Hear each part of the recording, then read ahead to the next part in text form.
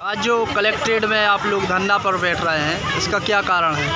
मैं रजत दीवान जय जलाध्यक्ष सागर। आज जहां सरकार आज़ादी का अमृत महोत्सव मना रही है, वहीं हमारी विधानसभा क्षेत्र क्रमांक 38 देवरी में कुछ ग्राम ऐसे हैं, ग्राम पंचायत रमखिरिया, ग्राम पंचायत झमारा के ग्राम, जहां 77 आज़ादी के 77 वर्ष बाद भी ना बिजली पहुंची है, ना पानी पहुंचा है, ना सड़क पहुंची है, ना स्वास्थ्य पहुंचा है।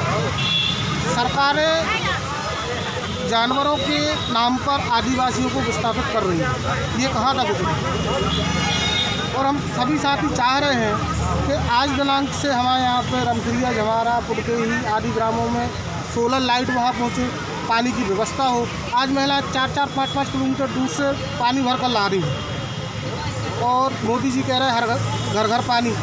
ये अतिशय युक्ति लगती है वहाँ पर। इसके साथ ही ना स्वास्थ्य की व्यवस्थाएं हैं। जनप्रतिनिधि चाहे वो कांग्रेस के हो चाहे बीजेपी के हो, केवल वोट लेने के लिए वहाँ जाते हैं। उसके बाद आज दिनांक तक ना वहाँ कभी पहुँचे हैं पूछने के लिए कि आपको क्या समस्याएं हैं, आप रह कैसे रहे हैं, आपके बच्चे कैसे बढ़ रहे हैं, आपकी महिलाएं जीवन यापन कैसे कर रही हैं, आपके पास काम धंधा है या नहीं है। एक तरफ सरकार विस्थापन के नाम पर आदिवासियों को उखाड़ रही है, उनकी पूरी संस्कृति सभ्यता को नष्ट कर रही है। ये कहाँ तक उचित है? लेकिन सभी मांगों को लेकर आज हम सभी साथी और सभी महिलाएं, सभी पुरुष, सभी युवा साथी धरने पर बैठे हैं और जब तक हमारी मांगें पूरी नहीं होती तब तक हम लोग धरने से उठने वाले नहीं हैं। चाहे आगे हम लोगों को भूख हड़ताल करनी पड़े, और हो सकता है अगर मांगें पूरी नहीं हुई तो हम लोग की मरणासन्न स्थिति भी यहीं आपको देखने को मिलेगी। जो ग्राम विस्थापित हुए हैं तो वहाँ के जो लोग हैं, क्या अब उनको रोजगार मिला है या उनको ज़मीन जायदाद तो नहीं?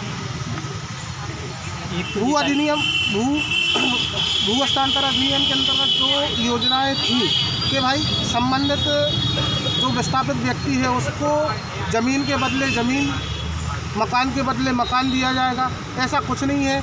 मुआवजा भी 1 रुपये में 25 पैसे के बराबर दिया जा रहा है और हम आदिवासी समाज पैसों को मैनेजमेंट नहीं कर सकते। जैसे ही अन्य व्यक्तियों को पता चलता है यहाँ से ग्राम विस्थापित हो रहे हैं, ज़मीनें दिन दूनी रात चौगुनी बढ़ जाती हैं, 50 गुना दाम पर ज़मीनें पहुँच जाती हैं। अब बताइए, आप 15-16 लाख रुपए में व्यक्ति ज़मीन लेगा, मकान बनाएगा या अपने बच्चों का प्रतिपाल करेगा? ये कहाँ तक उचित है? अगर आप विस्थापित कर रहे हैं तो ज़मीन के बदले ज़मीन दो, मकान के बदले मकान दो। और ऐसा नहीं कि परिवार के हिसाब, परिवार प्रत्येक समग्र आईडी के हिसाब से आप दो। हर व्यक्ति को, जितने भी परिवार में सदस्य हैं उनको अलग अलग आप ज़मीन प्रदान करें, अलग अलग मकान प्रदान करें, तब हम वहाँ से विस्थापित होंगे। और अगर विस्थापित आप कर रहे हैं तो उसका हमें आदेश दिखाएंगे, कहाँ है आपका आदेश और कौन कौन से ग्राम उसमें शामिल हैं। और केवल आदिवासियों की भूमि और आदिवासियों ग्राम ही क्यों आपको विस्थापित करने मिलते हैं, चाहे वो सेंचुरी के नाम पर हो, चाहे बांध के नाम पर हो, चाहे कारखानों के नाम पर हो।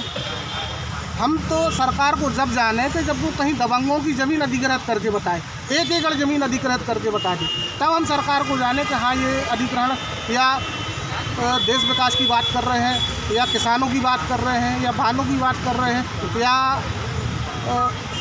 वन्य प्राणियों की बात कर रहे हैं। आज ये स्थिति है कि सरकार को वन्य प्राणियों की ज़्यादा चिंता है और हम आदिवासी भाई बहनों को कूड़े मकूड़े की तरह समझ लिया है उन्होंने, जिसके कारण आज दिनांक तक वहाँ ना कोई सुविधाएँ उपलब्ध हुई हैं। आज केंद्र सरकार आज़ादी का अमृत महोत्सव मना रही है और वहाँ हमारे यहाँ पहले तो मिट्टी का तेल मिलता था, आजकल तो वो भी नहीं मिल रहा है। तो अंधेरे में आप सोच सकते, कल्पना करें आप अंधेरे में कैसे जीवन। तो रमखिरिया और जो हमारा ग्राम है, क्या विस्थापित में नहीं है। तो वहाँ कोई भी मूलभूत सुविधाएँ नहीं है? मूलभूत सुविधा नहीं है। और यहाँ तक कि वहाँ के जो सरपंच हैं, जो चुने हुए सरपंच हैं, उनके खातों पर हुड़ लगा है।